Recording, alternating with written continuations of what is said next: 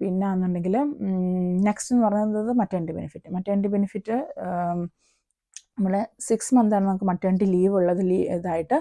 അത് കഴിഞ്ഞിട്ട് വേണമെങ്കിൽ എടുക്കാം. പക്ഷേ 6 മന്താണ് നമുക്ക് പെയ്ഡ് ലീവ് ഉള്ളത്. അത് ഹോസ്പിറ്റലിൽ പേ ചെയ്യും. പിന്നെ അതിൻ്റെ ബാക്കിയാണ് നമ്മുടെ സോഷ്യൽ വെൽഫെയർ പേ ചെയ്യും. സോഷ്യൽ വെൽഫെയറിൽ നിന്ന് 289 പെർ വീക്കാണ് കിട്ടുന്നത്. അതെല്ലാം മൺഡേയിലും നമുക്ക് കിട്ടുന്നത്. 289 പെർ വീക്കാണ് കിട്ടുന്നത്. അതിൻ്റെ ബാക്കിയാണ് നമുക്ക് ഹോസ്പിറ്റലിൽ പേ ചെയ്യുന്നത്. ഹോസ്പിറ്റലിൽ നമുക്ക് ഫോർട്ട്നൈറ്റ്ലി, അതായത് 2 വീക്ക്ലിയാണ് സാലറി വരുന്നത്. പക്ഷേ മറ്റേണിറ്റി ബെനിഫിറ്റ് എവറി വീക്ക് വരും. അത് മൺഡേ ആണ് വരുന്നത്. അപ്പോൾ മറ്റേണിറ്റി ലീവിൽ 6 മന്താണ് ഫുള്ളി പെയ്ഡ് സാലറി വരുന്നത്. അത് കഴിഞ്ഞിട്ട് ബാക്കിയുള്ള 6 മന്തിൽ നമുക്ക് വേണമെങ്കിൽ ലീവ് എടുക്കാം. പക്ഷേ അപ്പോഴത്തേക്ക് ഹാഫ് സാലറി കിട്ടത്തുള്ളൂ. അങ്ങനെ. പിന്നെ വേണമെന്നുണ്ടെങ്കിൽ പേരൻ്റ് ലീവ് എടുക്കാം. പക്ഷേ അതിന് സാലറി ഇല്ല. അത് ജസ്റ്റ് സോഷ്യൽ വെൽഫെയർ 200 സംതിങ് അങ്ങോട്ട് വീക്ക്ലി തരും. അത്രയും മാത്രമേ കാണത്തുള്ളൂ. അങ്ങനെ. അപ്പോൾ അങ്ങനെയാണ് കാര്യങ്ങൾ.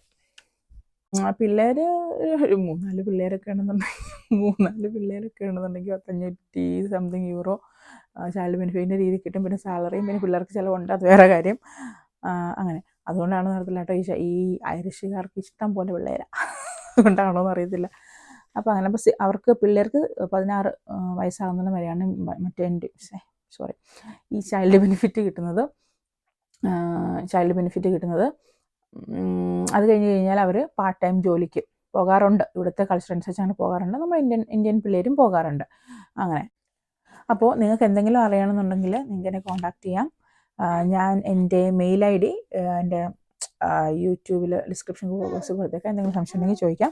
ഇങ്ങോട്ട് വരാൻ വേണ്ടിയിട്ട് ആരെങ്കിലും വരാൻ ആഗ്രഹം ഉണ്ടെങ്കിൽ, എന്തെങ്കിലും ഡൗട്ട് ഉണ്ടെങ്കിലൊക്കെ ചോദിക്കാം. എന്നെക്കൊണ്ട് അറിയാവുന്ന കാര്യങ്ങൾ എന്നെക്കൊണ്ട് ആവുന്ന വിധത്തിൽ ഞാൻ ഹെൽപ്പ് ചെയ്യുന്നതായിരിക്കും. ഓക്കെ.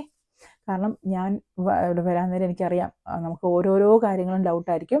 ഓരോ നമുക്കിപ്പം നിസ്സാരവും തോന്നുന്ന പല കാര്യങ്ങളും നമുക്ക് ഡൗട്ടായിരിക്കും. പക്ഷെ നമുക്ക് വിചാരിക്കാം, ഇത് മണ്ടത്തരം, ഞാൻ ചോദിച്ചു കഴിഞ്ഞാൽ ഞാൻ മണ്ടിയാണെന്ന് വിചാരിക്കും. അങ്ങനൊന്നും വിചാരിക്കേണ്ട കാര്യമില്ല. നമുക്കറിയാത്ത ഒരുപാട് കാര്യങ്ങളുണ്ട്. അത് ചോദിക്കുക. ഞാൻ അയർലൻഡിൽ വന്നതിന് ശേഷമുള്ള എൻ്റെ പേഴ്സണൽ എക്സ്പീരിയൻസ്, ലൈക്ക് ഞാൻ ഹോസ്പിറ്റലിൽ ചെന്നപ്പോൾ എൻ്റെ എക്സ്പീരിയൻസ് എന്തുവായിരുന്നു, എൻ്റെ അഡാപ്റ്റേഷൻ എങ്ങനെയായിരുന്നു, എന്നോട് അവിടുത്തെ ആൾക്കാർ എങ്ങനെയായിരുന്നു, ഞാൻ ഏത് ഡിപ്പാർട്ട്മെൻറ്റാണ് വർക്ക് ചെയ്യുന്നത്, അതൊക്കെ ഞാൻ പറയാം. വേറൊരു വീഡിയോ ആയിട്ട് വരാം. ഇതിൽ ഞാൻ ഇൻക്ലൂഡ് ചെയ്യണമെന്ന് വിചാരിച്ചതാണ്. പക്ഷേ വീഡിയോയുടെ ലെങ്ത് കൂടുന്നു. അപ്പോൾ അതുമായിട്ട് മറ്റൊരു വീഡിയോയിൽ വരാം. Okay, bye. അപ്പോൾ ഇന്നത്തെ വീഡിയോ അത്രയേ ഉള്ളൂ. എല്ലാവർക്കും എൻ്റെ വീഡിയോ ഇഷ്ടപ്പെട്ടെന്ന് വിചാരിക്കുന്നു. ഇഷ്ടപ്പെട്ടെങ്കിൽ വീഡിയോ ആർക്കെങ്കിലുമൊക്കെ ഷെയർ ചെയ്ത് കൊടുക്കുക. ആർക്കെങ്കിലുമൊക്കെ ഉപകാരപ്പെടട്ടെ. ലൈക്ക് ചെയ്യുക, സബ്സ്ക്രൈബ് ചെയ്യുക. Thank you.